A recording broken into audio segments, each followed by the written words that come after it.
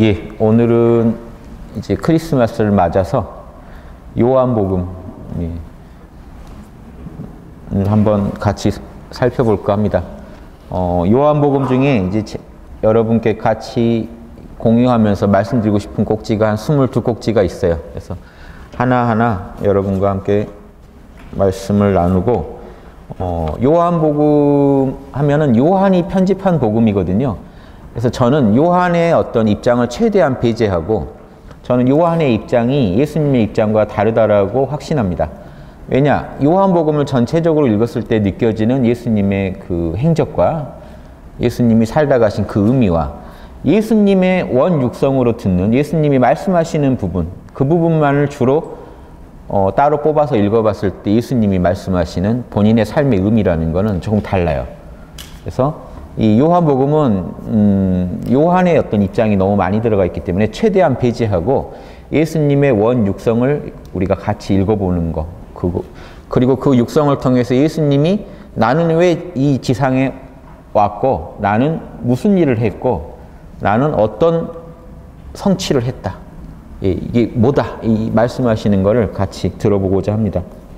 예, 먼저 첫 번째 거 볼까요? 그래서 여러분이 기대하시는 태초에 로고스가 있어서 뭐 예수님이 우주를 창조했고 이런 얘기는요, 전 요한의 설명이라고 보기 때문에 뺐습니다. 예. 뭐 별로 어려운 얘기는 아닙니다. 예, 하나님이죠. 하나님은 신이죠. 예, 여호와시고요. 이 하나님 안에 질서가 있습니다. 예, 동서남북을 지금 십자가가 회통하고 있지 않습니까? 그래서 십자가만 따로 뽑아서 쓰기도 하고, 그렇죠. 또 불교 같으면 뭐죠? 이렇게, 그렇죠. 이렇게 하죠. 예. 그래서 만자로 쓰기도 하고, 요거 말면 다시 이게 돼요. 왜 다 똑같은 얘기를 할까요? 동양은 인해지 지금 오행을 쓰고요. 우리나라의 밤에 십자가 난리죠. 십자가 좋게 생각하면요, 이 십자가가 아주 중요한 의미입니다. 예. 왜 옛날에 이걸 이렇게 많이 썼냐면요, 인류가 보편적으로 이 십자가를 중시했어요. 어느 특정 문명만이 아니라 다 중시했어요. 왜냐하면 이 고대의 하느님은 태양이에요. 유형의 신. 그러니까 태양을 하느님으로 본 게 아닙니다. 신이 모습을 드러낸 존재, 유형의 모습을 우리 인류를 위해 드러낸 존재로 태양을 봤어요. 태양 너머가 진짜 신이지만 우리가 하나님의 질서를 인간이 알 수 있게 보여주고 있는 존재가 태양이라는 겁니다. 태양을 중심으로 우리가 12달이 있죠. 그래서 예수님이 태양이시기 때문에 제자는 12명이어야 돼요. 이게 다 정해져 있는 겁니다. 이렇게 맞춰서 이해를 해야 돼요. 황도 12궁이 있죠. 태양이 12자리를 돌아다니죠. 그래서 제자는 12명이어야 되고, 동지, 하지, 예, 밤이 제일 길 때, 낮이 제일 길 때, 낮밤이 같을 때, 춘분, 추분. 십자가는요, 이 4계절을 상징하는 겁니다. 추나추동. 이 네 가지가, 추나추동이 동양에서 이니에지의 핵심이거든요.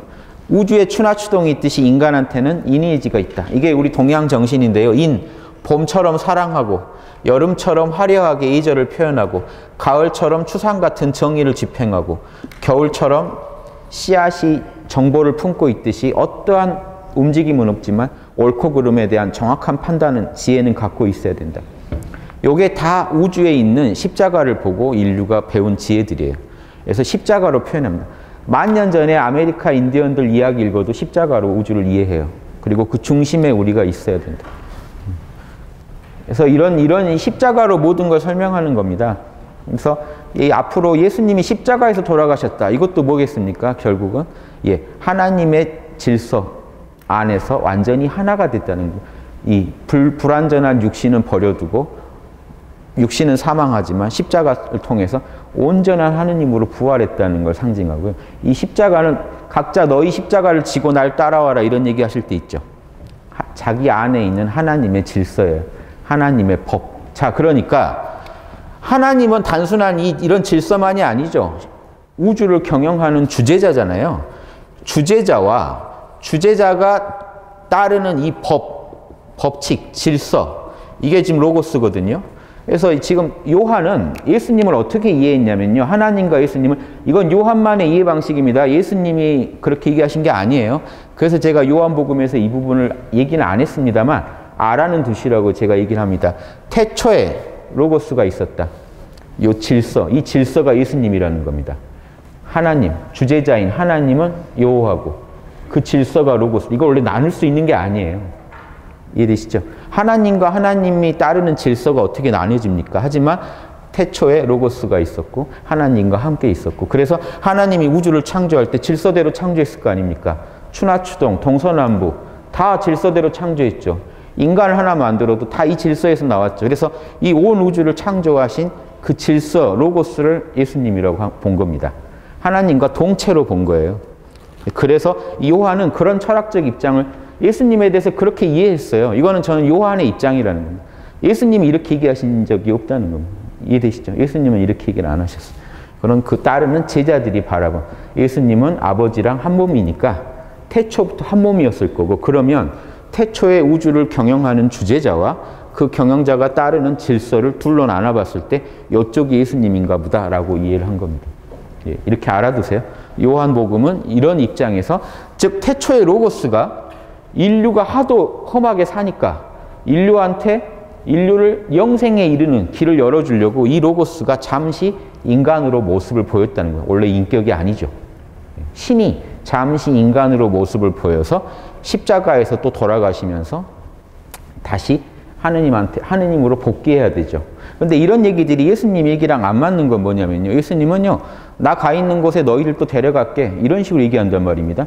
만약에 이 요한복음의 논리대로 맞으면요, 예수님은 로고스로 복귀해야 돼요, 그냥. 신과 원래 둘이 아니기 때문에, 원래 인간이 아니었기 때문에. 근데 예수님 얘기에서는 그런 식으로 얘기가 전개되지 않는다는 거죠. 예. 내가 우주를 창조했어. 이런 얘기도 안 하셨고, 예. 나 있는 곳에 너희도 데려갈게. 예. 그래서 이런 식이 아니라 예수님은 벌써 자기를 인격으로 생각해요. 그래서 나랑 아버지는 틀려. 같으면서도 서로 틀려. 예. 내가 아버지 뜻을 따르고 살기 때문에 성자지만 성자와 성부는 달라. 예. 어떤 제자가요, 선하신 이여 하니까 난 선하지 않다. 오직 선한 한 분은 아버지만 선하다. 아들과 아버지는 다르다라는 얘기를 하고 계시는. 즉 예수님은 진짜 이거는요, 그냥 나눌 수 없는 하나님 그 자체예요. 거기에서 예수님과 하나님의 관계를 설정해 보려는 시도도 많이 있지만 예수님의 원뜻을 존중해서 이 자체가 사실은 하나님이고 이 하나님을 인격을 통해 구현하신 성자가 예수님이다라고 접근하시는 방법이 옳다는 겁니다. 예수님의 그 말씀을 가지고 우리가 볼 때. 그래서 예수님은 그럼 어떤 존재인가요? 본인 안에 있는 신성, 이게 우주적으로 존재하는 하나님은 성부고 내 안에 들어와 있는 하나님은 성령이라고 제가 말씀드렸죠. 성령이 하자는 대로 사랑할 때 사랑하고 정의로울 때 정의로웠고 조화로울 때 조화롭고 지혜로울 때 지혜로운 그런 존재가 성자거든요. 이거는요, 이런 하느님, 이 우주를 경영하는 이 하느님이 할 수 없는 또 다른 영역입니다. 그래서 성자가 위대한 거예요. 왜냐하면 우주는 질서정연하게 돌아갈지라도 인간은요, 모델이 없으면요, 영생에 이르는 길을 알 수가 없어요. 우주가 지금 칼같이 돌아가죠. 근데 우리는 왜 모르죠? 우주가 어떻게 돌아가는지도 몰라요. 추나추동으로 돌아간다는 얘기 오늘 처음 듣고 놀라신 분도 있을 수도 있잖아요. 밤낮으로 보고 살지만 그게 우주의 질서였다고? 이걸 누가 얘기해 줘야 되나요? 입 달린 사람이. 뇌 달고 입 달고 감정 있고 생각 있는 인격이 와서 얘기를 해야 알지 절대 모르십니다. 그래서 이 부분을 너무 극적으로 요한은 쓰신 거예요. 큰 뜻은 같아요. 그런 질서를 말로 해주는 사람이 왔다는 거예요. 그래서 말씀이 육신으로 오셨다. 그런데 너무 예수님을 지금 하나님하고 동급으로 설명하려다 보니까 너무 좀 추상적으로 된 면이 있다는 겁니다. 그렇게 이해하지 말고 예수님의 말씀을 가지고 하나씩 이해해 보면 예수님은요, 아버지 뜻 그대로 사는 인격이에요. 본인을 그렇게 생각합니다. 난 아버지랑 나를 같이 하지 마라, 말하지 마라. 하지만 나는 아버지 뜻 그대로 살고 있다. 이런 면에서는 아버지랑 하나로 얘기할 때도 있어요. 내가 진리다 할 때는요, 내가 아버지 뜻 그대로 지금 얘기하고 있기 때문에 내 말이 진리라는 겁니다. 내 에고를 얘기하는 게 아니라 지금 나를 통해 나오는 이 신성이 진리라는 겁니다. 결국 아버지와 함께하는 그 순간에는 나와 아버지가 하나가 되면서 내가 진리다라는 말을 할 수 있는 거고요. 또 이 에고의 입장에서 볼 때는 겸상할 수 없다. 아버지랑 나랑은 다르다. 또 이렇게 얘기할 수도 있는 겁니다. 이 두 가지를 다 이해하셔야 돼요. 예. 이제 예수님 원뜻을 하나씩 우리가 이해가 보는 겁니다. 역사 스페셜 보듯이 보셔도 되고, 과연 요한복음의 참 뜻은 뭘까?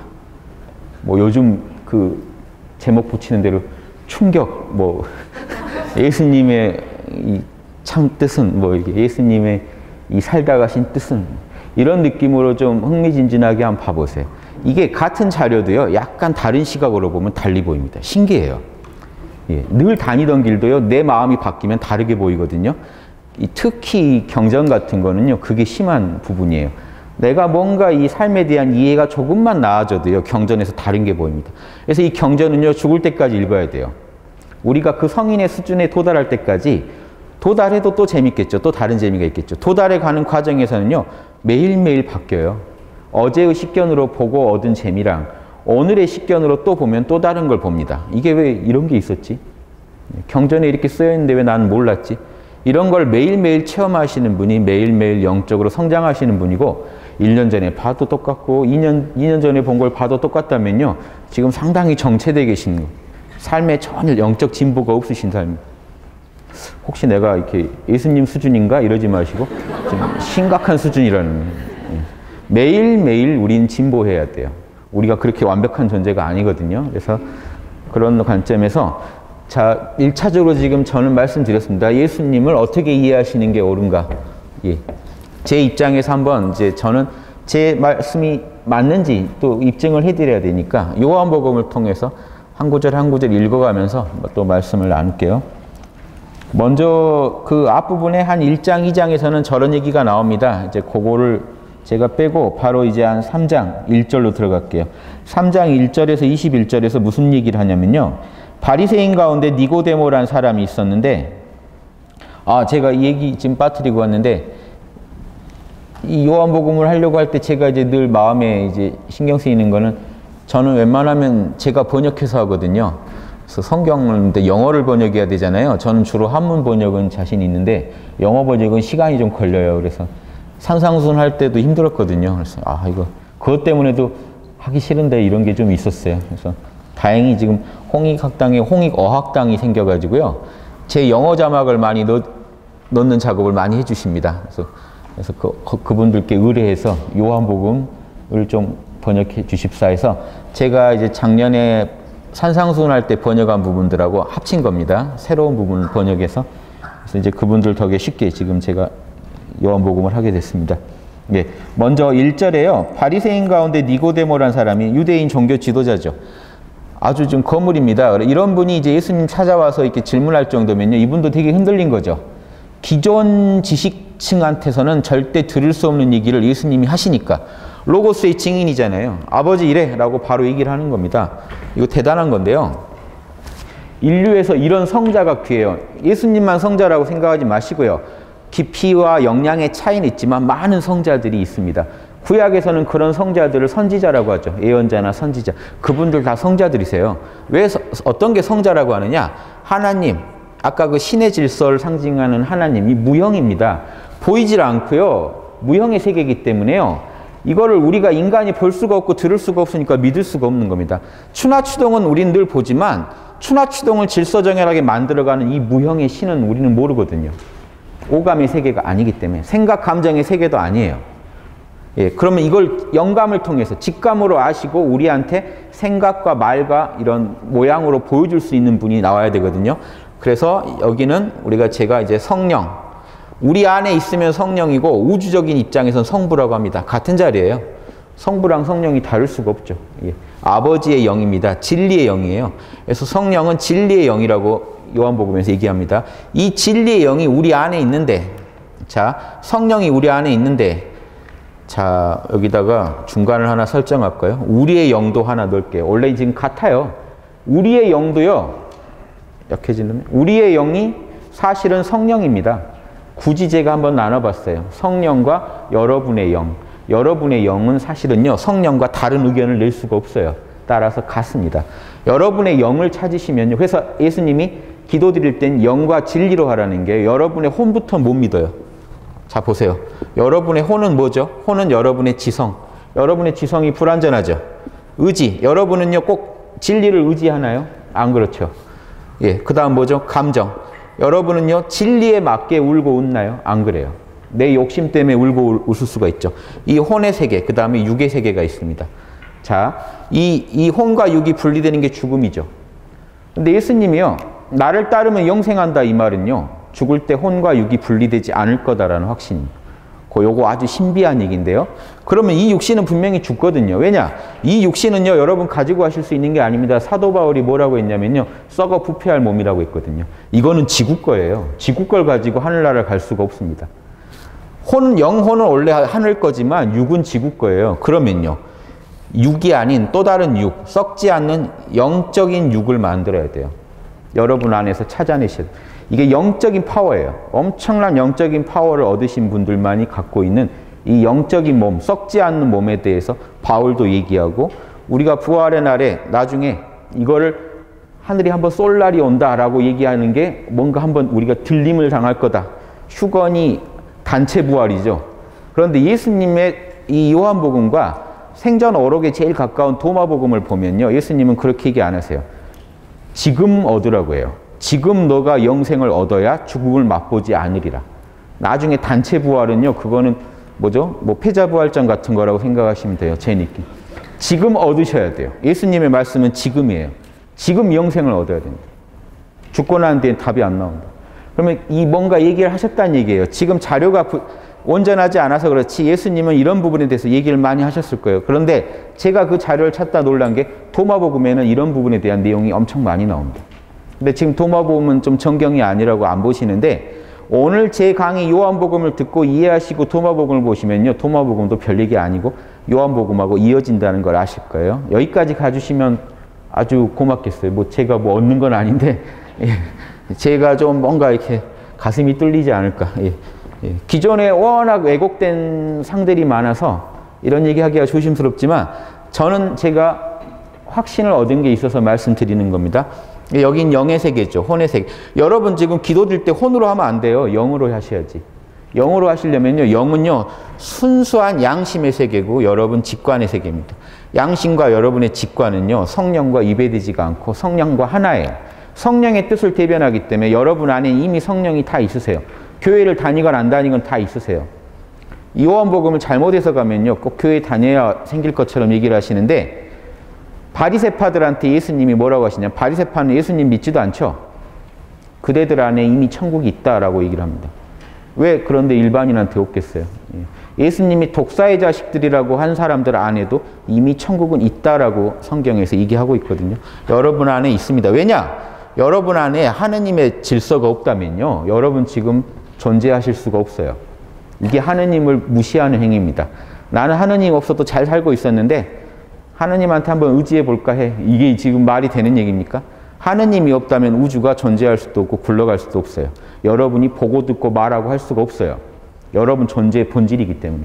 그래서 여러분 안에 나는 천국이 없을 것 같아요. 이게 말이 안 돼요. 그래서 불가에서 선문답에서 그 하느님 자리, 불성 자리를 뭐라고 합니까? 저는 불성이 없는 것 같아요. 그럼 뭐라고 하죠? 예. 술을 아주 그냥 엄청 마신 놈이 술 마신 적이 없다고 하는 거나 잔뜩 취해 있는데, 아니면 이렇게 어려운 말인데요. 병정동자. 갑을병정이 불이거든요. 불 담당한 신을 병정동자라고 해요. 병정동자가 나한테 와서 불을 찾는구나. 이미 그 말을 하고 있는데, 저는 불성이 없는 것 같아요. 그러면요, 그 말하는 너가 부처다. 지금 그 말을 누가 하고 있는데요. 자, 그 말은 혼의 세계에서, 육의 세계에서 나온 거지만 그 말을 하려면요, 어떤 존재가 있어야 돼요. 그리고 말과 행동을 할 수 있는 그 뿌리가 있어야 돼요. 그 바탕이 어딜까요? 다 하나입니다. 모든 종교에서 말하는 그 자리예요. 여기에 차등이 있을 거라고 생각하시는 것 자체가 아버지를 잘 이해 못 하시는 겁니다. 우주에 아버지 아닌 존재가 또 만든 존재가 있나 보다 이렇게 세우는 것만큼 우주의 그 유일한 이 신을 못 믿는 말이 없어요. 유일한 신을 안 믿고 계시는 거예요. 우주가 유일신이다. 오직 아버지 자리밖에 우주를 굴릴 수 없다. 이걸 아신다면요, 다른 종교도 같은 눈으로 보셔야 돼요. 아버지가 저쪽 문화에든 저렇게 얘기했구나라고 아셔야지, 저기는 다른 아버지가 이게 있을 거야, 우리 아버지 아닐 거야 라고 하면요, 그 발상이 참 편협한 발상입니다. 그게 영으로 보는 발상이 아니고 혼으로 보는 발상. 자기 문화권, 내 유주, 무지, 아집, 내게 최고야. 우리 교회 아버지가 최고지 저쪽 교회 아버지는 약간 힘이 약한 것 같아요. 이런 인간은 나누면 끝도 없어요. 인간은요 뭐든지 쪼갤 수 있고 나눌 수 있어요. 그 능력이 있다는 거 아시잖아요. 그러니까 그런 사람들 말을 듣고 싶지 않죠. 영의 말씀, 진리의 말씀을 듣고 싶죠. 그러니까 얼마나 기다렸습니까? 그 바리새파, 기득권층은요 아무도 이런 얘기를 안 해줬어요. 십계명 지켜 천국 갈 수 있어. 그리고 십계명을 자기들은 또 지켜요. 그러면서 아랫사람들을 무시해요. 난 천국 가고 니네는 못 간다. 이게 예수님이 와서 아주 기분 나빠했던 게 이겁니다. 성령은 어디 가버리고 없고 이 혼의 세계에서 욕심을 가지고 천국 가고 싶다는 의지와 이 나만이라도 어떻게 구원받고 싶은 이런 욕망으로 십계명, 계명만 지키면 계명은 외적이거든요. 그럼 내적으로 지금 성령에서 나오는 행위가 아니라 혼이 욕심으로 하는 이런 계율들은요. 이 외적인 거기 때문에 얼마든지 지금 거짓된 마음으로도 우리가 자선을 베풀 수 있고 거짓된 마음으로 기도할 수도 있고 다 할 수 있거든요. 근데 나는 기도했으니까 자선했으니까 하고 위안하고 있더라는 거죠. 이거를 예수님이 와서 찔르셨는데 자 예수님 같은 성자가 귀한 게 성령의 이 무형의 소리를요 누군가가 육신을 가지고 오셔서 혼을 가지고 생각을 가지고 의지를 가지고 감정을 가지고 얘기를 해줘야 돼요. 누가 얘기해 주지 않으면 우리는 몰라요. 그래서 이 성자가 그렇게 귀한 겁니다. 그리고 성자 중에 지금 이 요한복음의 입장에서는요, 그 요한복음에서 다루는 이 재료를 보면 예수님은 성자 중에 제일 성자 중에 성자라는 입장인 겁니다. 그러니까 이게 불교처럼요, 수행을 해서 그 자리에 갔느냐, 또 기독교 입장에서는 아니다. 우리 아버지는, 우리 하느님은 로고스에서 그냥 왔기 때문에 공부를 한 게 아니고 아예 다르다. 겸상할 수 없다. 다른 성자들하고 겸상할 수 없다. 같은 성자시잖아요. 이 말 제일 싫어하시죠. 교회 다니시면. 겸상. 예수님은 신. 다른 사람들은 사람. 그렇게 보지 마시고요. 그런 걸 제가 뭐라고 말씀을 안 드릴게요. 다만 그런 기준을 가지고 보지 마세요. 일단. 예수님의 말씀을 그대로 읽으시려면 예수님은요. 사람이라는 게 포인트입니다. 나는 사람의 아들이라고 얘기하시죠. 하느님의 아들이라고 안 하시고 본인이 얘기할 때 늘 난 사람의 아들이야. 나는 지금 인격을 가지고 있고 인격을 가진 이상에서는 인격을 갈고 닦아서 더 아름다운 인격을 만들게 노력해야 되는 존재예요. 그런 존재. 많은 욕망에 휘둘림, 악의 유혹이 있다는 얘기예요. 인격을 가졌다는 얘기는요. 인격이라는 거는 영의 세계가 아니기 때문에 이원성의 세계입니다. 선악이 갈려요. 그리고 악의 유혹이 필연적이에요. 악의 유혹을 인격을 가지고 있는데 안 받는다. 이건 말이 안 되는 얘기입니다. 그게 이 인격을 가지고 지상에 오는 그 일의 위험성이에요. 그럼에도 불구하고 예수님이 사랑해서 오셨는데 예수님이 뭘 무릅쓰고 오신 걸 이해 못하는 겁니다. 예수님은 오셔서도 되게 편했을 거야. 여자를 봐도 담담하고 뭐 다 선만 보이고 악은 안 보이고. 그러면요 예수님이 위대하지가 않아요. 그건 여러분하고 아무 관계도 없는 얘기예요. 예수님이 하는 걸 여러분이 공부하면 뭐 하겠습니까? 예수님이 중생을 위해 왔다는 건요. 모든 조건을, 게임의 조건을 중생이랑 똑같이 하고 왔다는 거예요. 거기서 이겨내는 모습을 보여주기 위해서 예수님이 왔다는 거예요. 모든 불경도 다 그렇게 얘기합니다. 부처님이 지상에 왔을 때는요. 최악의 조건에 태어나서 공부를 해서 욕망을 이렇게 극복해라 하고 보여주고 가는 거예요. 제가 늘 인생은 게임에 비유하는데요. 예수님 같은 분들은 이분들은 만렙 아닙니까? 만렙 아세요? 게임에서 최고 레벨 끝까지 채운 사람. 가득 찰 만자에 레벨 레자에서 랩해서 만렙인데요. 만렙입니다. 그래서 게임의 만렙이요. 다시 캐릭터 하나를 새로 키우는 걸 보여주는 거예요. 그게 예수님이 지상에 다녀가신 본 뜻이에요. 모든 불경이 그리고 있는 그 부처님의 중생 구제의 가장 이상적인 모습이 뭐냐면요. 다시 태어나요. 그래서요. 중생들한테 보여줘요. 자, 봐. 괴물 이렇게 잡고 포인트 이렇게 모으고 이렇게 아이템을 이렇게 키워서 자, 다시 극락하지, 하늘나라 가지 이렇게 해. 이게 성자가 지상에 다녀가신 본 뜻이란. 이걸 이해 못 하시고요. 예수님이 지금 그 본인 이름 달고 다 외상할 수 있게 해주셨으니까 우리는 솔직히 가서 예수님 이름만 대면 그냥 무상으로 구원이 나와. 예수님이 다 값치러 놓고 가셨어. 이렇게 믿는 건 얼마나 욕심이고 무지입니까? 자기 닦겠다는 얘기가 없죠. 이 욕심 많은 혼이 구원받을 수 있을까요?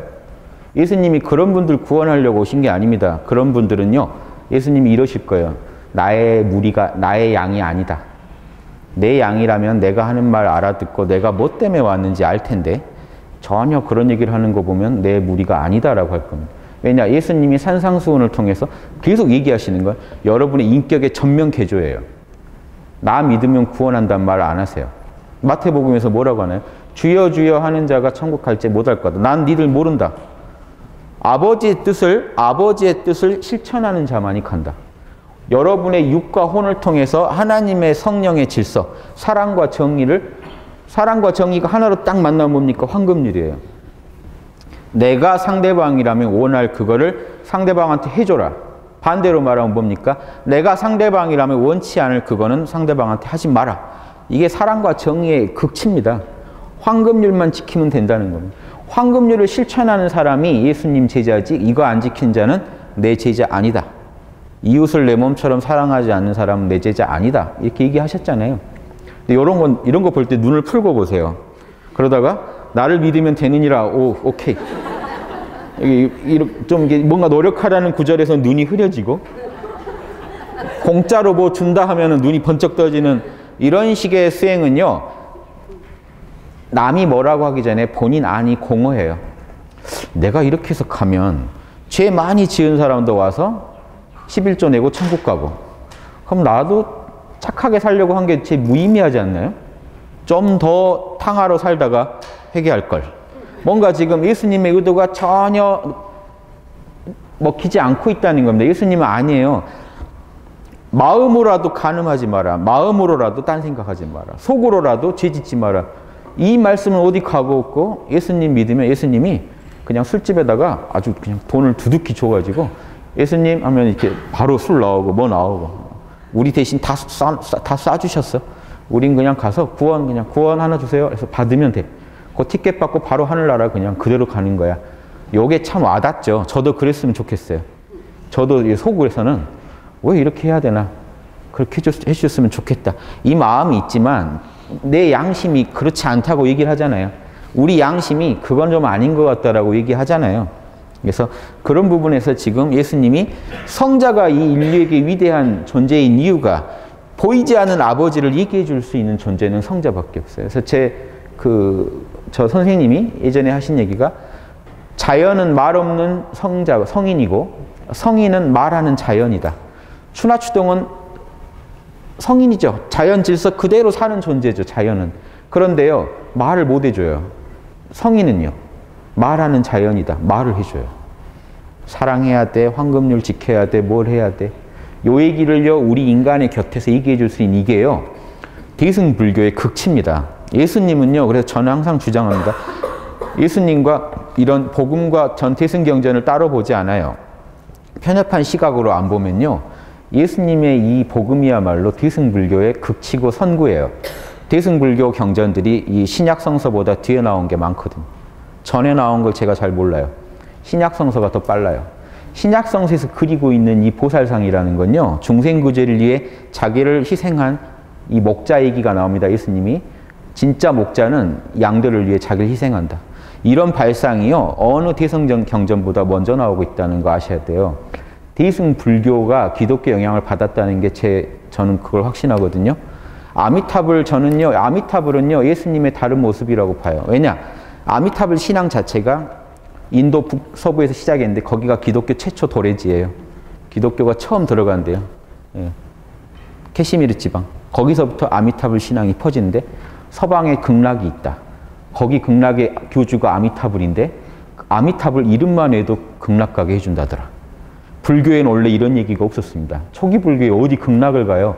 극락도 현상계이기 때문에 열반에 들어야 된다는 게 초기 불교인데 극락을 얘기하고요. 이름만 알면 극락 갈 수 있다는 발상들이요. 힌두교에도 일부 있긴 했지만 불교가 한 번도 그걸 취하지 않다가 갑자기 기독교가 들어오는 그 시기 전으로 해서 기원 후가 되면서 아미타 신앙이, 정토 신앙이 융성합니다. 하필 또 서방 정토예요. 서쪽에 극락이 있다더라. 이상하지 않아요? 그래서 지금 학자분들도 기독교나 조로아스트교 이런 종교의 다른 종교의 영향이라고 봅니다. 왜냐하면 불교에서 너무 이질적인 사상이 나왔거든요. 불교는 그런 사상이 아니고 끝없는 통찰과 윗바사나를 통해서 열반에 들어가는 게 목적이지 중간에다 극락이란 집을 짓고 거기 들어가는 게 목적이 아니었어요. 우주에서 사라지는 걸 목표로 했지 극락이라는 좋은 세계 가는 걸 목표로 하지 않았다고요. 초기 불교는. 소승불교는. 그런데 대승불교가 등장하면서 기독교랑 거의 벽이 없어집니다. 실제로는. 어떤 영향을 주고받는지 저는 몰라요. 자료가 부족하기 때문에. 다만 제가 경전을 연구한 느낌은요. 같아요.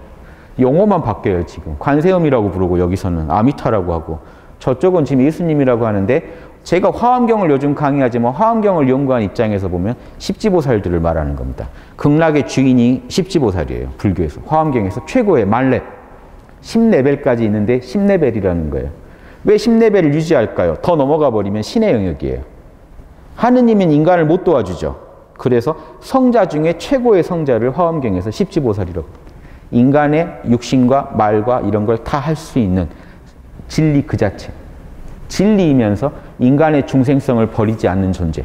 그래서 부처라고도 하고 진리 그 자체란 측면에서는 부처, 진리를 설명해주는 그 중생성을 같이 갖고 있다는 측면에서는 보리는 깨달음이고 살타는 중생이거든요. 그래서 보살이라고 해서 십지보살이라고 하는 건요. 중생성을 갖고 있다는 거예요. 생각, 감정, 오감을 다 갖고 있으면서 중생을 위해서 우주를 경영하고 진리를 가르쳐 줄 수 있는 위대한 존재 해서 십지보살이고 아미타불, 관세음보살 이런 분들은 다 십지보살에 대한 불교의 각 문파마다 다른 이름을 붙인 것뿐이지 얘기하는 게 다 똑같아요. 다 정토의 교주예요. 거기에 제일 어른이 있는데 그분이 중생을 위해서 그 공간을 만들었고 아미타불이 만든 공간입니다. 극락이라는 건. 무량수경 이런 거 보시면요. 아미타 신앙에서 말한 정토는요. 원래 있던 세계가 아니에요. 아미타불이 만든 거예요. 중생을 구제하려고. 이상한 얘기죠. 초기 불교에서는 상상할 수도 없는 발상입니다. 예, 이런 신앙이 생겨났다는 거는 저는 그걸 기독교랑 둘러보지 않아요. 그리고 예수님이야말로 대승 보살의 제일 화신이라고 확신합니다. 중생 구제를 이렇게까지 설명을 잘한 분이 없어요. 예, 이거 지금 만약에 예수님의 얘기를요 아미타불이나 관세음 얘기로 바꿔서 해놓으면 여러분 구분 못 하실걸요?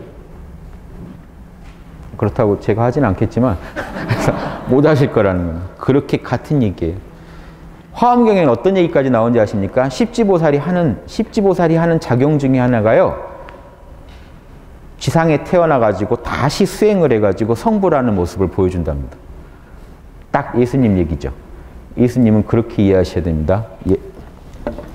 뭐 들어가지도 못했네요. 니고데모라는 유대인 종교 지도자의 이론이 유대인의 당시 아주 거물이 예수님을 찾아와서 물을 수밖에 없는 건요. 예수님이 성자라서 그래요. 다른 바리새파들, 학자들, 율법학자들 얘기 들으면요. 뜬구름 잡는 얘기, 추상적인 얘기, 추측하는 얘기. 하늘나라가 이럴 거야 아마 이런 얘기만 하고 있는데 예수님은요. 하늘나라에서 내가 왔는데 하고 얘기를 시작한다는 거예요. 거기는 이래. 아버지 뜻이 구현되는 나라는 이래야 돼. 너희도 할 수 있어. 이런 얘기를 한단 말입니다. 권위가 엄청나죠. 내적 확신에서 나오는 그 권위는. 그래서 니고데모는 예수님을 따랐어요. 그래서 이분이 밤에 찾아왔다는 거는 대놓고는 못 찾아오는 거죠. 지금 바리새파의 지금 거물이니까 몰래 찾아와서 랍비시여. 자, 이런 부분들 스승이죠. 랍비. 그래서 예수님은 랍비라고 불리셨다는 것도 재밌습니다. 이런 게 재밌는 게 불교에서 초기에 부처님은요 브라만이라고 그래요. 자기들을. 부처님 이 승가를 브라만들이라고 그래요. 즉 기존 종교랑 연결되고 있다는 겁니다. 예수님도 유대교와의 연결선상에서 랍비라는 그 스승, 마스터죠. 그런 칭호로 불렸다는 거. 부처님도 우리가 진짜 브라만이야. 혈통으로 받는 브라만은 가짜고 우리같이 수행해서 얻은 브라만이 진짜야. 해서 이 힌두교랑 연결선상에 있다는 거. 그 부분도 하나 말씀드리고요. 자, 랍비시여, 저희는 당신께서 하나님으로부터 오신 스승이심을 알고 있습니다. 하나님께서 하시지 않으면 그 누구도 당신께서 행하신 그런 기이한 일들을 할 수 없습니다. 안에 하나님이 계셔서 작동하고 있으니까, 역사를 하고 있으니까 당신이 우리랑 똑같은 살과 혼을 갖고 있지만 그런 엄청난 일들을 하시는 것 같습니다. 나 그거 알아볼 눈은 있습니다. 이겁니다. 예수님께서 말씀하시기를 내가 너희들에게 진실을 말하노니 누구든지 다시 태어나지 않으면 하나님 나라를 볼 수 없을 것이다. 니고데모한테 대뜸 센 얘기를 하시는데요. 다시 태어나라. 거듭나라. 요걸 또 다른 표현으로 이제 위에서 나라, 성령으로 나라 이렇게 번역할 수도 있습니다만은 제가 다시 태어나라라고 말한 이유가요. 도마복음에도 또 비슷한 대화가 있어요. 거기서도 다시 태어나라는 얘기로 그 부분은 풀어야만 맞기 때문에 지금 이렇게 했는데 다시 태어나라는 건요. 지금 이게 성령으로 거듭나라는 거 플러스 이게 여러 가지 의미가 있어서 그렇습니다. 단순히 이제 위로 태어나라, 성령으로 다시 나라 하면 이것도 같은 말인데요. 느낌이 지금 다시 태어나라고 했을 때 사는 게 있어요. 그래서 넣었는데 자 보세요. 영은 원래 여러분 영은 지금 성령 그 자체예요. 여러분이 여러분 영을 지금 모르셔서 그렇지. 여러분의 양심, 여러분의 그 영감의 영역, 직관의 영역을 그대로 들여다보시면 자 들여다보시려면 뭘 해야 되죠? 지성, 의지, 감정을요. 어디 가서 명상법 돈 주고 안 배우셔도요. 다 알 수 있어요. 여러분 생각이 지성과 의지가 두 가지가 있죠. 생각과 감정이 있죠. 요거 내려놓으시면 돼요. 예. 그래서 지금 이 지성 뭐죠? 지성을 입 틀어막는 게 뭔지 아십니까? 믿음입니다. 이 말 저 말 하지 말고 딱 확신에 찬 상태로 만들고 의지를 갖다가 이것저것 아무거나 원하시거든요. 하나님만을 소망하셔야 되고 감정은요. 하나님과 합일하겠다는 그 마음만 두셔야 돼요. 오직 하나님에 대해서 확신하고 내 안에 성령자리에 대해 확신하고 성령과 다시 합일할 것만 원하고 하나가 돼서 사랑, 둘이 아닌 상태를 도달하시면요. 믿음, 소망, 사랑 안에 모든 수련법이, 명상법이 다 있어요. 제 얘기가 아니고 이런 거는 수많은 중세 그 카톨릭 수도자들이 수없이 써놓은 얘기예요. 믿음, 소망, 사랑이면 우리 마음이 정화된다. 그래서 하나님과 하나가 돼요. 성령과 하나가 돼서 이 혼이 정화가 되겠죠. 믿음, 소망, 사람이 꽉 차면 여러분의 혼이 정화가 되고 육이 정화가 돼야 되는데 육은요. 불완전한 육은 버리고요. 온전한 육을 취하실 수 있어야 돼요.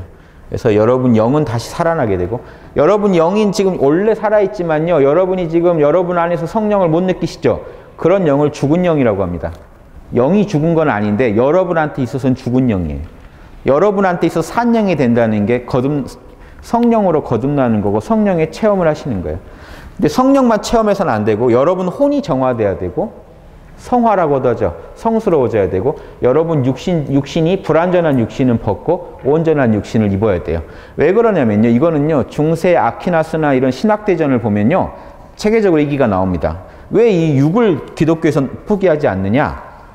영혼 육이 온전해야 하느님이 창조한 인간, 온전한 인간이 돼요. 하나님은 육까지 창조해놓고 인간이라고 했죠. 그렇기 때문에 육을 버리질 않아요. 그래서 우리가 부활한다고 할 때도 다 온전한 육신을 얻는 것을 얘기합니다.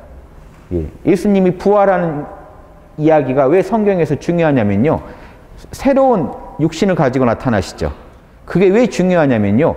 온전한 인간이 되려면 육까지도 온전해야 돼요. 이게 기독교의 기본 정신이에요. 그래서 중세 아퀴나스의 신학대전 보시면 우리가 천국에 가더라도 온전한 육을 갖고 있어야 된다는 얘기를 해요. 왜냐? 안 그러면 영혼만 가지고 있으면 인간이 아니니까. 요거는 좀 알아들으시기 바랍니다. 예. 그래서 온전한 영혼육을 가진 온전한 피조물, 하나님이 창조하신 보람이 있는 온전한 피조물이 되시려면요. 그 분이 성자고 그런 성자가 되려면요. 모범이 있어야죠. 모델이 있어야 되죠. 예수님이 모델이 되주려고 오신 거예요. 예수님이 지상에 왔다 가신 거는요. 나 십자가에 못 박혀 죽으니까 십자가에 못 박혀 죽은 나만 믿으면 나를 제사 지낸 거니까 제사 지냈으니까 너희 죄 내가 싹 탕감해주고 가니까 제사 지낸 나를 믿으면 너희 죄도 없어지는 거야 자동으로. 이 얘기하려고가 아니라는 거예요. 그래서 요한의 편집은 문제가 있다는 겁니다. 요한의 편집은요. 십자가에서 죽고 딱 끝나버리는 스토리로 간다는 겁니다. 핵심은 십자가에서 돌아가신 그게 핵심이 아니라 살아생전 예수님이 어떻게 하면 하늘나라 갈 수 있다고 보여주셨는지 그건데 그건 어디 가고 없고 예수님만 믿으면 예수님이 우리를 위해 희생하셨으니까 우리가 예수님만 믿으면 끝난다는 얘기를 자꾸 한다는 겁니다. 산상수훈의 메시지가 제가 귀하다고 하는 게 거기에 다 들어있거든요. 어떻게 살아라는 게. 그거 하면 천국 간다는 얘기를 하신 거고 요한복음에서는 실제 그거 해서 돌아가신 뒤에 하늘나라에 올라가신 그 위대한 부활을 하신 그 내용을 다루고 있기 때문에 두 개를 같이 봐야만 전체 맥락이 온전하게 이해가 되실 거라는 건데 제가 그걸 말씀드린 거고 그래서 예수님이 지금 대뜸 니고데모한테 다시 태어나야 돼. 성령도 거듭나야 되지만 혼과 육도 사실은 다시 나야 돼요. 요 얘기까지 포함하고 있기 때문에 다시 나야 된다는 말이 더 지금 설명에 좋은 것 같아요. 다시 나야 돼. 그러니까 니고데모가 뭐라고 하죠? 안 그러면 하느님 나라 못 가. 영혼육이 온전하지 않은 사람은 천국에 못 들어가. 지금 이렇게 얘기하면은 좀 저를 원망하실 분도 계시겠지만 지금 표 다 사놨는데 제가 못 들어간다고 하면 좀 그렇잖아요. 근데 이건 제 얘기가 아닙니다. 이런 여러 이런 신학자들과 경전에 나온 얘기를 제가 종합해서 말씀드리는 거예요. 불교는 그러면 어떨까요? 아미타불이 이름만 10번만 해도요. 10번도 아니에요. 한 번만 해도 갈 수 있다라고 얘기를 해요. 극락을. 파격적이죠. 여기는. 그런데 대승불교 이론에서도요. 영혼육이 온전하지 않으면 못 들어가요. 그런데 그럼 왜 그렇게 얘기했냐? 방편이라는 거죠. 불교에서는. 그렇게 해야 영이라도 거듭날 것 같아서. 아무래도 더 좋은 데는 가겠죠. 더 좋은 이 극락 같은 곳에 가긴 하겠지만 영혼육이 온전하신 분이 가는 극락하고는 또 차원이 다르다는. 지금 예수님이 말씀하시는 진짜 성자들이 사람의 아들이 예수님이 사람의 아들 그러면요. 사람의 모습을 한 성자를 말합니다. 사람의 아들만이 하늘나라 갈 수 있다. 이 얘기할 때는요. 아무나 갈 수 있다는 얘기가 아니거든요. 그래서 요건 좀 구분하세요. 우리가 진짜 진리를 믿고 온전히 진리에 투자했을 때 더 좋은 세계에 간다는 얘기랑 예수님 같은 위대한 존재들이 사시는 성자들의 세계랑은 조금 구분해서 이해하시는 게 제가 여러 경전을 연구해 본 바 그래요. 불교도 그렇고 다 똑같습니다. 불교도 7지보살 이상이 7레벨 이상이 가는 8레벨 이상이 가는 세계가 색구경천이라는 극락이에요. 그런데 아미타 신앙에서는 이름만 해면 갈 수 있을 것처럼 얘기를 하거든요. 그런데 그렇게 지독하게 이름만 해고 하다 보면요. 자기 성령을 찾게 돼요. 자기 안에 있는 불성을 찾게 돼요. 이거를 유도하기 위한 하나의 방편이라고 보시면 돼요. 왜냐? 성령을 찾았으면 이미 극락이잖아요. 또 다른 의미에서 이미 극락이에요. 이런 어떤 여러 가지 장치들이 있기 때문에 제가 지금 최대한 여러분이 좀 이해하실 만하게 설명을 드린 겁니다. 니고데모가 난 나이 들었는데 이미 나이 든 사람은 어떻게 다시 태어날 수가 없잖아요. 다시 어머니 뱃속에 엄마 뱃속에 들어갔다 나올 수는 없잖아요. 예수님이 뭐라고 하십니까? 내가 너희에게 진실을 말하니 누구든지 물과 성령으로 다시 태어나지 않으면 하느님 나라 못 본다. 자, 성령으로 태어나는 것만으로 안 돼요. 물이라는 건요. 생명의 물입니다. 예수님이 요한복음에서 물 그러면요. 우리 안에 있는 생명수예요. 영생에 이르게 하는 생명수. 뭘까요? 이게요. 여러분의 육신입니다. 영적인 육신을 이루는 에너지를 말해요. 어마어마한 이 신성한 에너지를 생명수라고 표현합니다. 그리고 그 생명수가 있어야 영생에 이룰 수 있다는 얘기를 하세요. 그럼 그 생명수가 구체적으로 그럼 우리는 어떻게 해야 되냐? 이런 얘기는요. 도마복음에 훨씬 자세해요. 근데 요한복음에서는 더 구체적인 얘기는 안 합니다. 자, 보세요. 진리의 영인 성령을 당연히 각성해야 되고 우리 몸 안에 영원히 샘솟는 생명수를 갖추어야만 영육이 온전히 갱생되어 우리는 하늘나라에 갈 수 있습니다. 자, 그러면서 예수님이 육체는 육체를 낳고 성령은 성령을 낳는다. 성령을 통해서 얻은 몸이 있어야 된다는 겁니다. 육체적인 부모님한테 물려받은 몸 말고 이건 지구에서 원래 유전되는 몸 아닙니까? 그 몸을 우리가 빌려서 태어나는 거잖아요. 이거 말고 하늘에서 받은 몸이 있어야 된다는 겁니다. 썩어 없어질 육체가 아니고 바울이 그런 얘기를 하죠. 예, 영원히 썩지 않는 그런 신성한 몸을 얻어야 됩니다. 이게 다시 태어나라는 뜻입니다. 영, 육을 다이게 하는 거예요. 성령과 물로 거듭나라는 얘기는요. 성령은 영, 물은 육을 상징합니다. 그대들은 다시 태어나야 한다라고 내가 말했다고 해서 놀라지 마라. 내 말 듣고 놀라지 마라. 그러니까 이게 놀랄 만한 얘기죠. 다시 태어나야 된다고 하니까. 자, 이게 비밀이요. 여러분이 다시 태어나서 온전한 육을 얻지 않으면요. 여러분은 보십시오. 죽음을 맞게 돼 있어요. 혼과 육의 분리를 피할 수가 없거든요. 하지만 온전한 육체를 얻으신 분은요. 혼과 육이 분리되더라도 육체가 있기 때문에 죽음을 맛보지 않는다라는 말이 가능한 겁니다. 죽음을 맛보지 않아야 된다고 했지 예수님이 죽은 뒤에 다시 태어난다고 얘기를 안 하세요. 1차적으로. 지금 죽은 사람들이 나중에 부활할 거야 하는 건 나중에 단체 부활. 이게 유대인들이 믿고 있는 언젠가 우리가 다 부활할 날이 온다는 그 믿음 차원에서 얘기한 거고요. 본인이 제자들한테 얘기하실 때는요. 반드시 죽기 전에 답을 내라라고 합니다. 그래서 죽기 전에 거듭나야만 하늘나라로 갈 수 있다는 얘기를 하시죠. 죽고 좀 기다려봐. 나중에 어떻게 해줄게. 이런 얘기가 아니고 죽기 전에 답을 내야 여러분은 영생에 이룰 수 있다. 제 얘기가 아니에요. 예수님 얘기지. 저는 풀어드리는 것뿐입니다. 요상하게 푸네 이러실 수도 있는데요. 아무튼 제가 여러 구절을 맞춰보면 이렇게 푸는 게 맞는 것 같아서 이렇게 풉니다. 바람은 불고 싶은 대로 분다. 너희는 단지 그것의 소리를 들을 수 있을 뿐 결코 바람이 어디에서 와서 어디로 가는지 알 수 없을 것이다. 성령으로 다시 태어난 이도 이와 같다. 성령으로 다시 태어난 사람도요, 여러분이 파악할 수가 없다는 겁니다. 그런 존재의 영혼육이 온전한 존재를요, 여러분이 파악할 수 없다. 이런 존재들만이 하느님의 나라에 갈 수 있다. 어떻게 이런 일이 가능합니까? 니고데모가 묻자. 그러니까 단순한 성령의 각성이면 니고데모가 지금 이렇게까지 묻질 않죠. 그래야 되나 보다 하겠지만 너무 파격적인 얘기인 거예요. 이 율법학자가 듣기에도 너무 파격적인 얘기인 거예요. 종교 지도자가 듣기에도. 어떻게 이런 일이 가능합니까? 그대는 이스라엘의 스승이면서 그것도 모르는가? 내가 그대에게 진실을 말하니 우리는 우리가 아는 것을 말하고 우리가 본 것을 증언한다. 나는 내가 본 건 얘기하는 것뿐이다. 그러나 여전히 그대들은 우리가 전하는 것, 우리라고 하면요, 나랑 하느님이죠. 내 안에 있는 성령과 그걸 내가 말로 통하는 나의 인격, 성자라는 예수의 인격으로 내가 얘기하건대 본 것만 얘기한다. 하느님 나라의 진실만 내가 얘기한다. 내가 땅의 일을 말해도 그대들은 믿지 않는데 하늘의 일을 말하면 어떻게 믿겠는가? 땅의 일은 증거가 다 있어요. 찾아가 보면 알 수 있는데도 땅의 일도 내가 얘기하는데 믿지 않는데 증거도 없는 하늘의 일을 얘기하면 어떻게 믿겠는가? 하늘에서 내려오신 사람의 아들 외에는 아무도 하늘로 올라간 이가 없다. 저 하늘나라 사정 알 수가 없다. 사람의 아들, 성자만이 알 수 있다. 성부를 온전히 구현한 성자만이 하늘의 일을 알 수 있다. 너희들이 이해 못하는 게 당연하다. 이 얘기를 합니다. 자, 이렇게 이해하시고요. 여기서 사람의 아들은요, 영육이 온전한 성자를 말하고요. 아버지 왕국에 거할 수 있는 이는 오직 사람의 아들 성자뿐이라는 겁니다. 온전한 영육을 갖춰야 됩니다. 그 왕국에 들어가려면 성령을 각성해야 되고요. 보세요. 성령을 각성해야 되고 혼이 성스러워져야 되고 온전한 육체를, 영적인 육체를 갖춰야 됩니다. 그래서 아버지 왕국 이렇게 하면요. 지금 이 요한복음에서는 중요치 않지만 산상수훈이나 이 다른 복음들을 보실 때 아버지 왕국 그러면요. 아버지 왕국은 두 가지 의미를 가집니다. 아버지, 하느님을 말하기도 하고 하느님이 하느님의 질서가 구현된 이 지상 말고요. 하늘나라를 말하기도 하고요. 둘 다 아버지의 왕국이라 그래요. 왜냐? 보십시오. 하느님 자체가 아버지의 법이 구현되고 있는 곳이죠. 그래서 하느님 자체를 아버지의 왕국이라고도 합니다.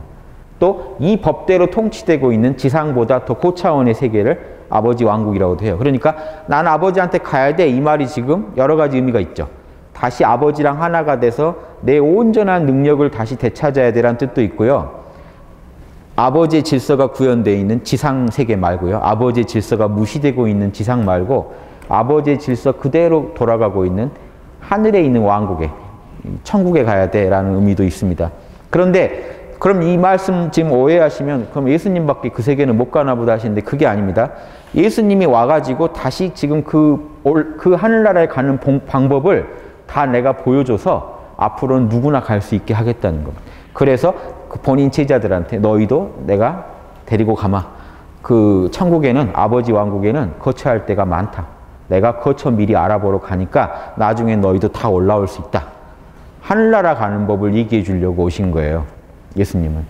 그런데 그 하늘나라, 지상을 버리고 하늘나라를 가라는 게 아니라 아버지의 하늘에서와 같이 땅에서도 아버지의 뜻대로 이루어지기를 바라고 오신 거예요. 땅에서 잘 살지 않은 사람은 절대 하늘나라를 못 가니까요. 이 같은 말인데 다릅니다. 예수님이요, 하늘나라 가는 법을 가르쳐 주려 오셨어요. 그러면 우리식 이해로는 당연히 맞는 말인데 내가 그럴 줄 알았어. 이 지상은 의미가 없었어. 빨리 하늘나라 갈 방법을 알아야겠어. 이게 말이 안 되는 논리예요. 뭐냐면요. 이게 신기한 게 불경도 그렇고 지금 예수님 얘기도 그런데요. 지상에서 잘 살지 못한 사람은 절대 위로 못 갑니다. 불경이 신기한 게 있는데 7레벨, 8레벨부터 극락을 갈 수가 있거든요. 그게 뭔 얘기냐면요.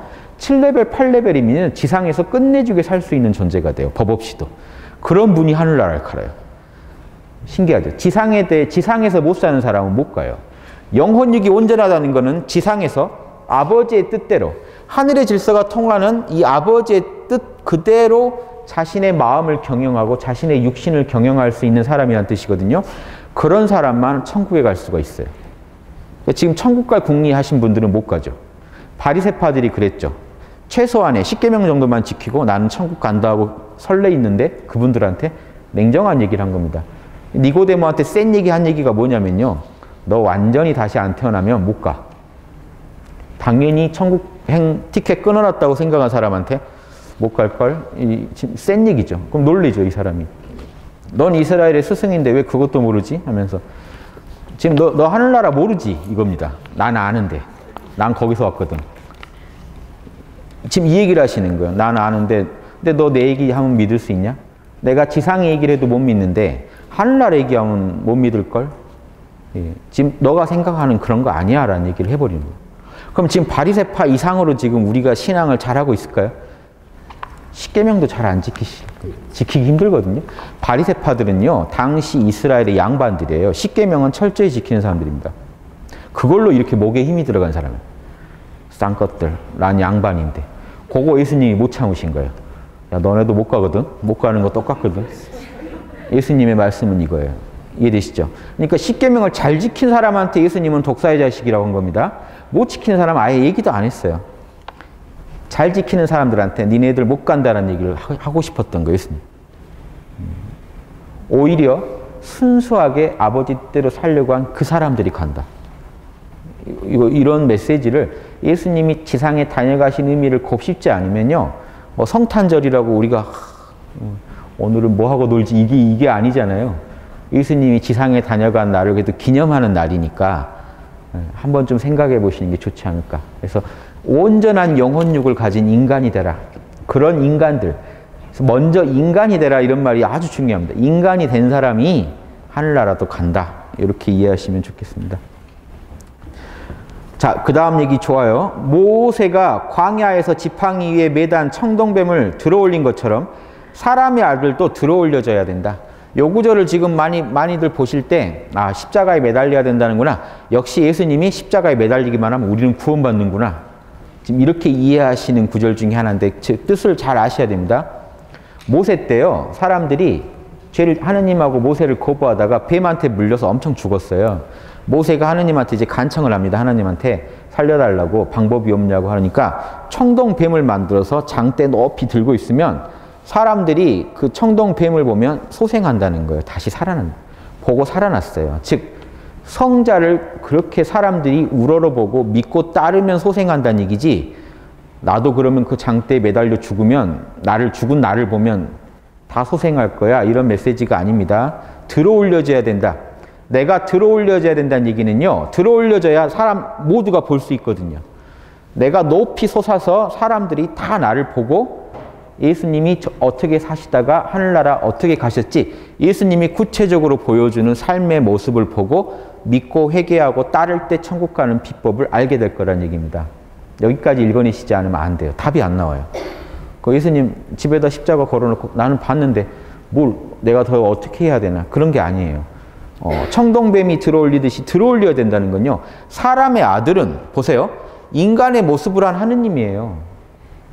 자, 다르게 보세요. 성령이 인간으로 오신 거라 인간의 모습을 한 성령 그 자체예요. 아버지 그 자체입니다.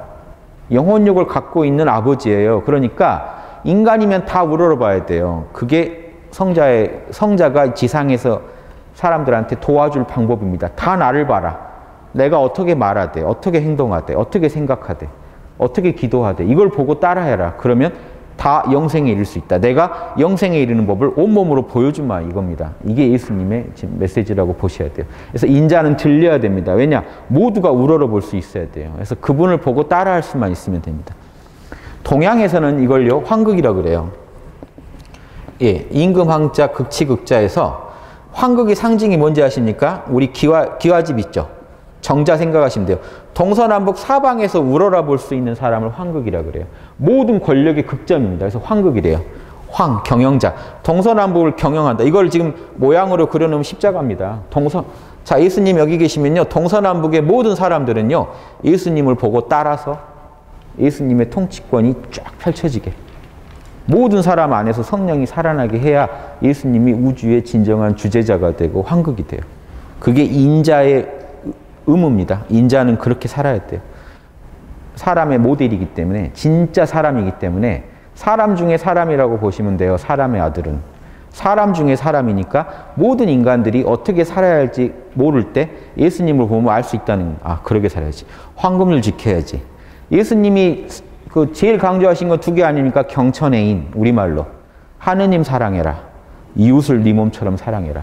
내 안에 뿌리, 보십시오. 성령을 사랑해라. 아버지를 사랑해라. 그 다음 너의 모든 혼과 육은 너 이웃을 네 몸처럼. 남이 원하는 걸 해주고 남이 싫어하는 걸 안 해주는데 다 써라. 그러면 영혼육이 온전해진다. 이 얘기가 들어있는 겁니다. 이걸 안 하시고 등한히 하시고 예수님이 내 죄까지 다 해주셨대. 뭐 이렇게 믿으시면 마음은 편하실지 모르는데 저 근원이 편하시지 않을 겁니다. 제가 장담하건대. 왜냐? 죄를 자꾸 짓고 있는 자신을 발견할 때마다 뭔가 좀 문제가 있다는 걸 아실 겁니다.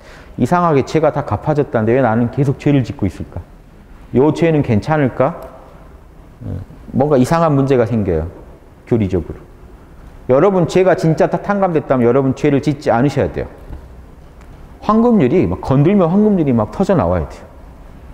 인생 평생을 나와 남 모두에게 이롭게 하는 중생구제 선한 목자의 삶만을 살 수 있어야 돼요. 왜 못 사실까요? 죄 때문에요. 여러분은 죄 덩어리입니다. 부정적인 의미에서가 아니라 진짜 죄가 나는 지워진 줄 알고 있는 분 자체도 사실은 죄가 살아있어요. 진짜 죄는 어떻게 지우나요? 여러분 안에 성령의 힘으로요. 여러분이 지울 수 있는 게 아니고 성령의 빛을 쬐야만 여러분이 혼이 정화되고 육신이 정화돼요. 예. 육신이 정화된다는 건 여러분 안에 강대한 에너지가 생긴다는 거예요. 그 에너지가 있어야 여러분은 그 에너지가 여러분의 몸이 돼주는 거예요. 그래서 이런 육신이 아니고요. 에너지의 몸이 생긴다는 겁니다. 그래서 여러분 누가복음에 보면요. 예수님이 기도하다가 그런 에너지의 몸으로 표현하시는 장면이 나와요. 베드로, 야고보, 요한이 따라갔는데 기도하시다 갑자기 광채가 나면서 변화산 사건이라고 하죠. 변화를 해버리세요. 그러면서 동시에 또 다른 에너지체들이 나타나요. 모세랑 엘리야가 셋이 얘기를 나눕니다. 제자가 그걸 구경해요. 그러면서 구름에 모든 게 빠져버리면 다 사라지고 다시 예수님만 돌아오는데 이런 이상한 얘기들이 나와요. 이거 티벳에서 이거 일어나면 뭐라고 하는지 아십니까? 무지개 몸이라고 그래요. 인터넷 보시면 무지개 몸 사진도 있어요. 진짜인지 가짜인지 모르겠는데 림포체들이 무지개 몸을 만드는 걸 목적으로 하거든요. 수행할 때. 이게 무지개색의 빛나는 에너지 몸을 만드는 걸 목표로 해요. 신기하죠? 예. 종교 간에 좀 대화도 나누고 하세요. 그래서 너는 어떻게 하냐? 이게 좀 진지한 대화. 딱 속으로. 그래봤자 넌 천국 못 간다. 이렇게 하고 대화하지 마시고 서로 저쪽에서는 아버지가 어떻게 지도했는지 모르잖아요. 티벳에서 아버지가 어떻게 역사했을까요? 몰라요. 이스라엘에서 역사한 그거 하나 가지고 전 세계를 재단하시면 안 돼요. 동양에서는 어떻게 역사했을까요? 우리 민족이 신성한 민족입니다. 하느님이 자신의 아들을 내려보냈잖아요. 환웅을. 그래서 뭘 가르쳤나요? 홍익인간. 엄청난 얘기입니다. 이거. 예, 저 다른 나라에만 있는 줄 알고 이스라엘에 태어났어야 되는데 막 이렇게 지금 생각하실 게 아니고요. 그 옛날에 조선 선비들이랑 뭐가 달라요? 중국에 태어났어야 되는데 사대주의랑 뭐가 다릅니까? 왜 하느님이 특정 민족을 이뻐해서 그 민족한테만 답을 줄 거라고 생각하시나요? 그 민족에서 나온 잡지만 계속 보신 거 아니에요? 책만? 우리 민족 것도 좀 보세요. 하도 전란 때 많이 타버려서 그렇지 옛날 자료가 많이 있었는데요. 우리 민족의 역사는요. 그 환웅이 내려와서 그대로 애를 낳고 씨를 퍼뜨리고 간 민족이에요. 예, 그 엄청난 민족입니다. 엄청난 신화를 갖고 있는데 자랑할지도 몰라요. 또 우리 민족은 워낙 겸양의 마음이 커서 이런 거 얘기하면 팔불출될까 봐 말 못해요. 어디는 말을 못하고 어디는 없는 것까지 막 얘기하고 나중에는 어떻게 되냐면요. 여러분이 이제 주눅 들어 있어요. 왜 난 저기 못 태어났을까? 제가 이런 게 안타까워서 그래요. 우리 환인 환웅의 신화가 말이 한문으로 적으니까 환인 환웅이지 옛날에는 한문이 없을 때 아닙니까? 그냥 하느님이란 뜻이에요. 하느님이 자신의 자녀 아니면 하느님의 분신이 지상에 내려와서 가르친 내용도 얼마나 고급스럽습니까? 홍익인간해라. 예. 이게 그때 모델을 보여주시고 한 거예요. 우리 민족한테 있었던 위대한 사건입니다. 하느님이 직접 내려오셔서 인간은 이렇게 사는 거야 하고 모델을 보여주고 가셨어요. 삼국유사에 뭐라고 써있냐면요. 내려오셔서 인간의 360여 가지 모든 일에 대해서 모범을 보여주고 가셨대요. 하늘나라로 다시. 삼국유사 좀 보세요. 거기 다 써있어요. 선악 문제, 뭐가 옳고 그른지, 명령, 행정체계, 윤리는 했고, 건강, 농사 어떻게 지을지, 예, 또 뭐 있죠? 또 형벌은 어떻게 할지, 사람 어떻게 처벌할지, 이 5가지 일을 또 오행이에요. 5가지 일을 중심으로 한 360여 가지, 즉 1년을 상징합니다. 인간의 모든 삶의 모든 문제에 대해서 처방을 얘기해주고 가요. 그때 혼자 오시지도 않아요. 예수님처럼 혼자 오신 게 아니고 3,000무리랑 내려왔다고 돼 있어요. 3,000명의 하늘 사람들하고 내려와가지고 인류를 개조해놓고 가신 거예요, 우리나라를. 그래서 신시라고 불렸다고 나와요. 신시, 신의 도시. 하느님의 도시라고 불렸다. 신의 질서가 구현돼 버렸던 거예요, 그 당시에. 엄청난 얘기 아닙니까? 요한복음 하다가 이런 얘기를 해야 할까요? 3,000명의 무리랑. 그래서 그분을 환웅천왕이라고 했다.